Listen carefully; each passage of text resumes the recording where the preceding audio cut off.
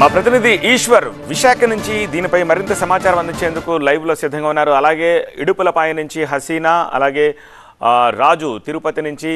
So first of all Eshwar మీ దగ్గరకు వస్తున్నాను. అనకాపల్లిని ఒక్క స్థానాన్ని మాత్రం పెండింగ్ ఉంచి మొత్తం 200కు గాను 199 అనౌన్స్ చేశారు. ఎందుకు అనకాపల్లిని హోల్డ్ చేయాల్సి వచ్చింది? దీని గురించి ఏమనుకుంటున్నారు? అనకాపల్లిలో ప్రత్యర్థి పార్టీ నుంచి, ప్రతిపక్ష కూటమి నుంచి ఎవరు పోటీ చేస్తారన్న దానిపైన దాని ఆధారంగా నిర్ణయం తీసుకునే ఆలోచనలో అధికార పార్టీ ఉన్నట్టుగా మనం చాలా స్పష్టంగా అర్థం చేసుకోవచ్చు. ఎందుకంటే చాలా క్రూషియల్ కాన్స్టిట్యున్సీగా ఇప్పటికే అది హాట్ సీట్గా మారింది.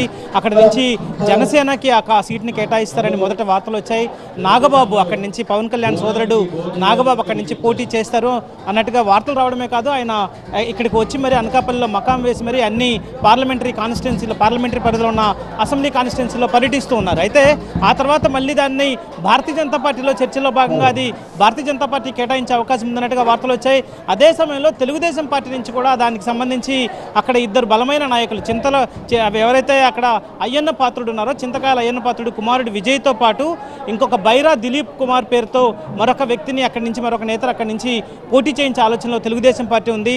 సో అక్కడ రాజకీయ సామాజిక సమీకరణతో పాటు సామాజిక సమీకరణలు కూడా చాలా కీలకంగా భావించాల్సిన అవసరం ఉంటుంది. గవర, వెలమ, తూర్పు కాపు ఈ 3 సామాజిక వర్గాల కూటమికి సంబంధించి అక్కడ నిర్ణయం తీసుకునే అవకాశం ఉంటుంది.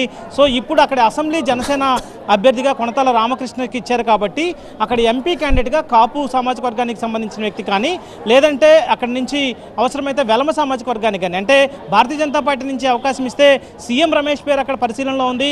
అదే సమయంలో పవన్ కళ్యాణ్ ఒకవేళ పార్లమెంట్కి కానీ పోటీ చేసే ఆలోచన ఉంటే అనకాపల్లి నుంచి కూడా పోటీ చేస్తారంటూ ప్రచారం సాగుతుంది. సో ఈ నేపథ్యంలో కూటమి నుంచి అభ్యర్థి ఎవరైతే ఉంటారో వాళ్ళకి సరైన ప్రత్యర్థిని, సరైన అభ్యర్థిని అక్కడ నిలపాలని చెప్పి అధికార పార్టీ భావిస్తున్నట్టుగా మనం అర్థం చేసుకోవాల్సిన సందర్భంగా ఇప్పుడు చూడాల్సిన అవసరం ఉంటుంది. వాస్తవానికి అనకాపల్లి ఎంపీగా ప్రస్తుతం సత్యప్రభ ఉన్నారు, బీశెట్టి సత్యకుమారి ఉన్నారు, ఆమె డాక్టర్గా అక్కడ ఉన్నారు. ఆమెని ప్రస్తుతం తిరిగి కొనసాగించే అవకాశం లేదని ముందే స్పష్టం చేయడం జరిగింది.